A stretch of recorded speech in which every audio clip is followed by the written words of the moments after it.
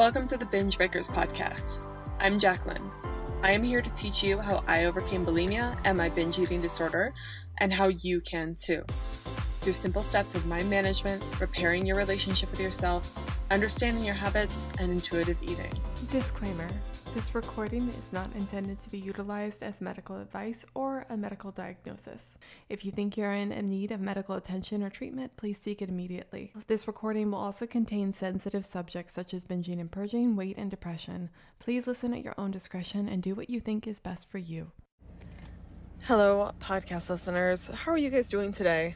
My God, so I recorded this podcast episode all in full, fresh when I got the idea after a client call, because I knew the idea was so unique and relevant, and I kind of wish I could have recorded the client call for you guys to listen to, but obviously can't do that.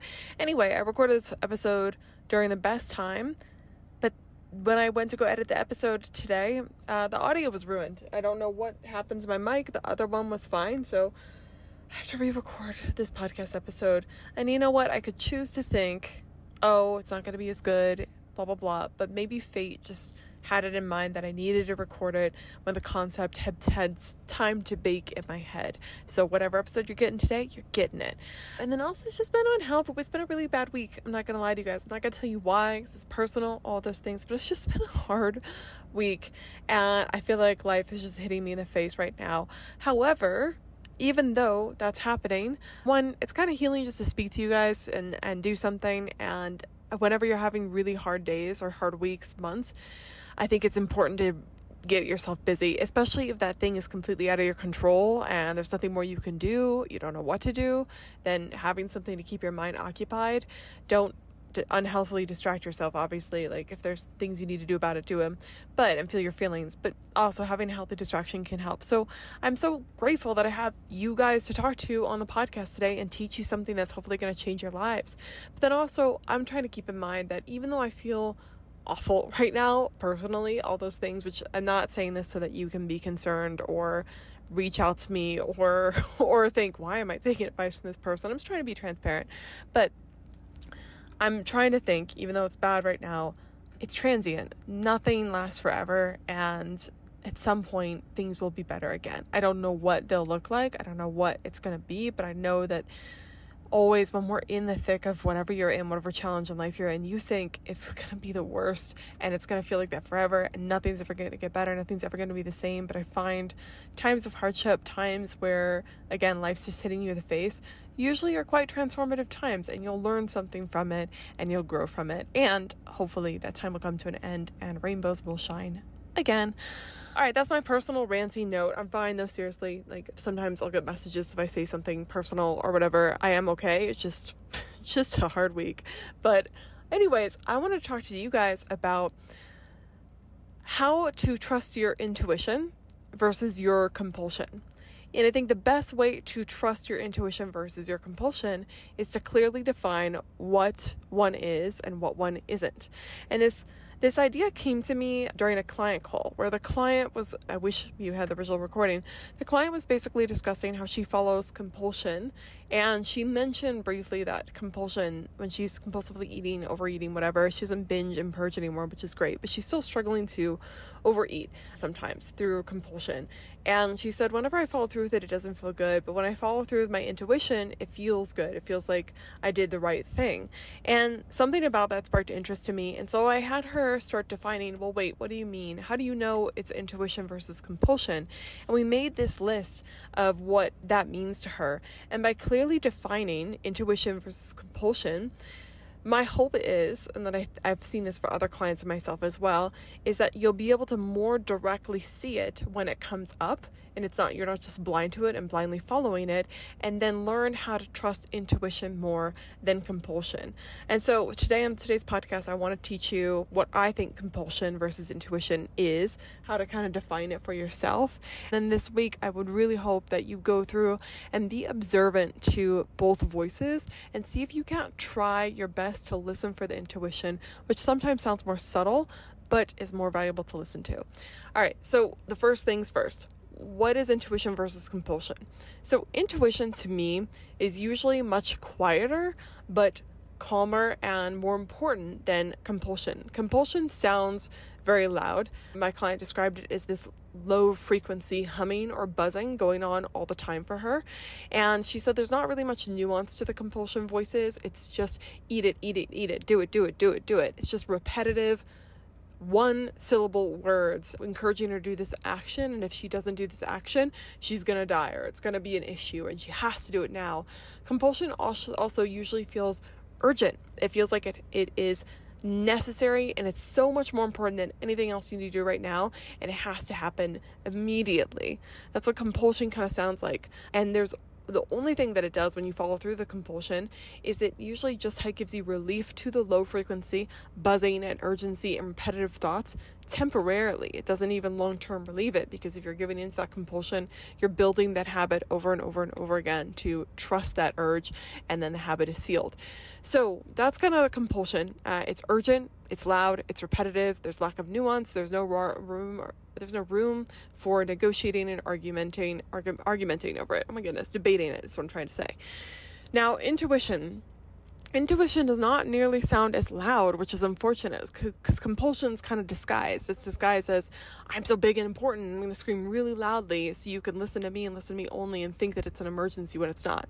Intuition, I think, is more subtle, and a lot of us are so used to listening to compulsion that we often miss intuition because it's so faint sometimes compared to other things. But usually intuition is calmer. Usually it's not an urgent matter. It's just kind of a knowing or maybe a desire that you can hold space for. That doesn't have to be done immediately, but it's probably something you want to follow. Intuition seems like it's something that you can have a conversation with. There's room for debate. It's usually a conversation centered around what's best for you. Intuition might sound like, what do you want? What sounds good today? How are we feeling? Oh, I think that watermelon looks good. Maybe we should try some of that. It just sounds very much more like a rational, calm, chill person. Maybe not always, but I think for the most part. Sometimes intuition's like, we need to get out of this room right now, otherwise we're going to get murdered, and you should listen to that voice too. But anyway, so intuition, there's much more nuance. It seems much less urgent, but it seems important. And usually my client said, when I fulfill my intuition, it feels good. It hits the spot. It feels like it's nourishing me. And the reason that's important too is because when I was talking with her, it's not that I never want her to overeat or think that it's practical for no one to ever eat out of hunger and satiety. It's okay to overeat sometimes. It's okay to joy eat, but you want to be doing it when it's right for you. And eating out of compulsion usually feels like it's just this thing out of your control. I want you to eat when you want to eat because it feels good to you, because it feels like it's hitting the spot, because you're actually craving it, because you're tasting it and you want to have an experience, not because you have to, not because it's just this compulsion, dopamine addiction thing that's gone on. So that was an important thing for her too, is that intuition, even if it's for a craving, usually feels like it's hit the spot. So what I told this client and what I'm going to tell you is not that you, maybe for you, if these things resonates, pause the podcast here and actually do a journaling exercise on what are my cues that tells me it's compulsion? What are my cues that tells me it's intuition? And write down kind of the feelings you experience, the thoughts that accompany it, and the results that you usually get, and any other cues that you can remember that help you understand which is which, because it's important for the next steps. After you've clearly defined this for yourself and pause it and actually do the exercise, you might be surprised at what you find. It's when you write things down, you learn more than just having it all up in your head. The next thing you might want to do then afterwards is go throughout your day, be more observant to your thoughts. Does this feel like compulsion? Does this feel like intuition? And then see if some of your hypotheses were true and some of them were not. But the important part about this is just having simple awareness sometimes alone of what's compulsion, what's intuition can help you steer clear of it. It's like becoming an adult and learning social cues that become automatic, right? There's certain things that what am I trying to say? What's a good example? Like no one has to explain to you when you get an email from some prince in Zimbabwe saying that you should give them $1 million because they need help with their family and that they'll pay you back tons of money. Everyone knows it's a scam. You don't have to think about it anymore. But at one point, if you're 5, getting on the internet for the first time, you might believe that, but someone has to teach you. But now that you have the awareness, there's no temptation there. There's no question it. You just don't answer those phishing emails. It's the same with your compulsion and intuition. So this can help it. But if your compulsion has become super automatic and you're just used to following through with it and you don't even see it anymore, then it'd be really good to observe and maybe go throughout the day kind of conscious of it and thinking, okay, are we trusting it right now? Maybe using pausing tactics. A good tactic I use for people sometimes is just journaling in the morning about how they want to be with food, and then trying to pause when they notice that compulsion, even if they follow through with it. And lo and behold, these things kind of get you into a new habit of not immediately following through the compulsion and questioning your decision in that moment.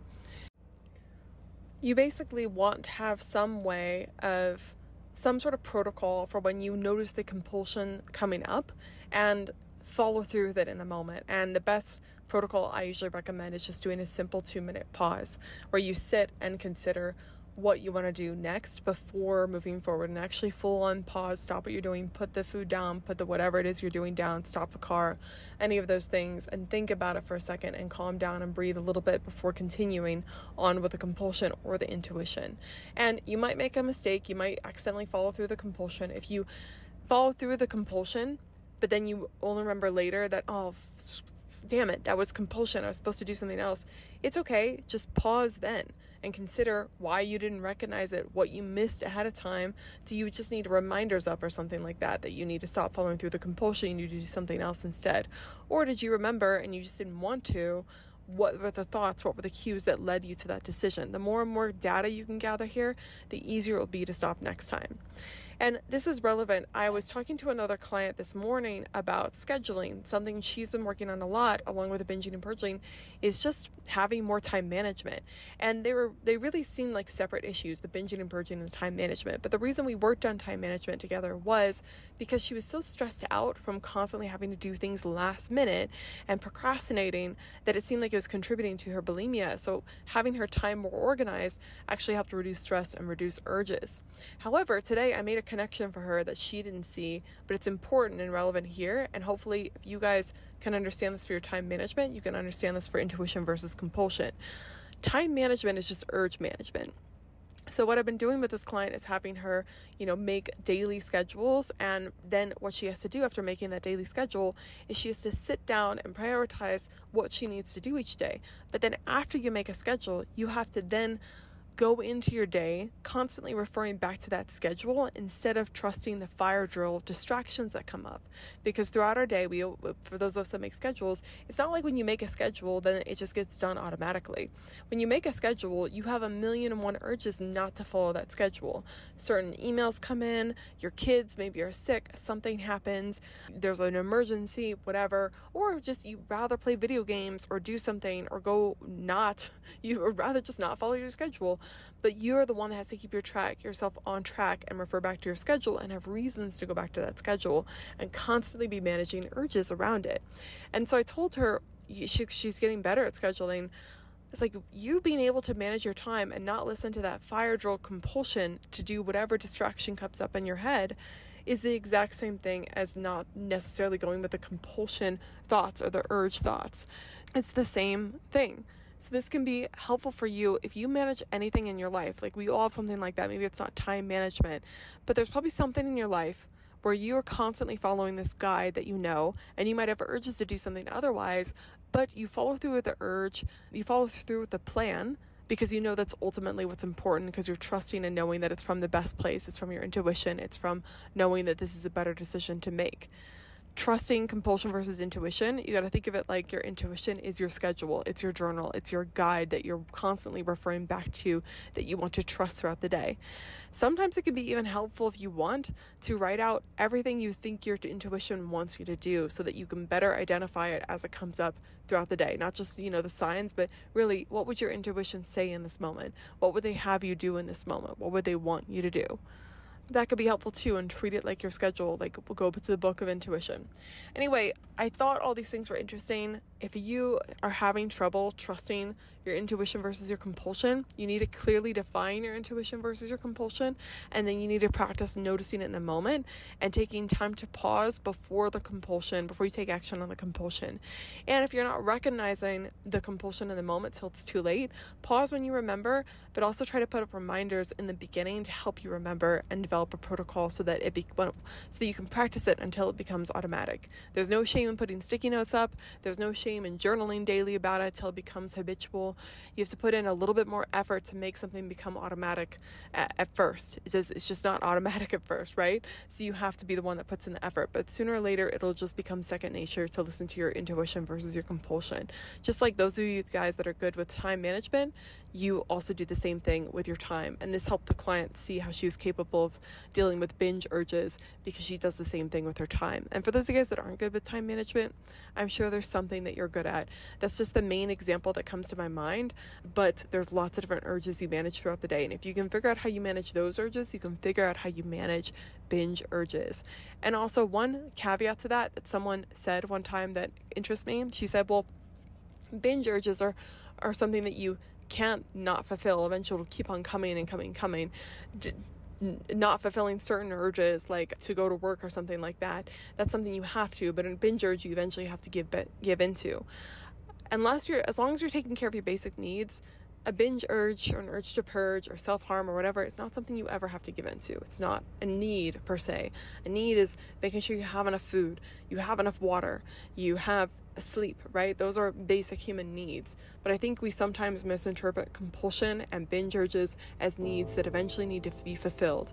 If you don't fulfill the need, eventually the need to do that will dissolve on its own, and then you no longer have to fulfill that urge anymore. So be careful with your mind and trapping you that this is the only way to cope, or this is the only thing you need. It's not. All right, I'm gonna let you guys go.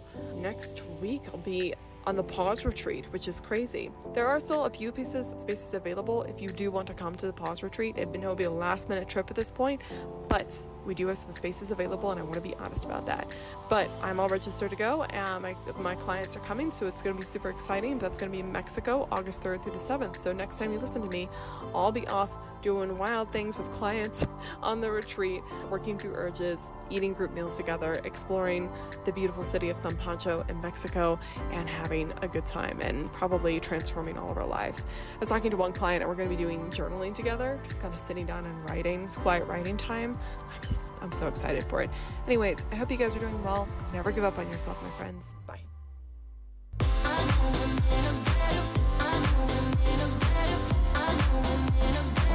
I'm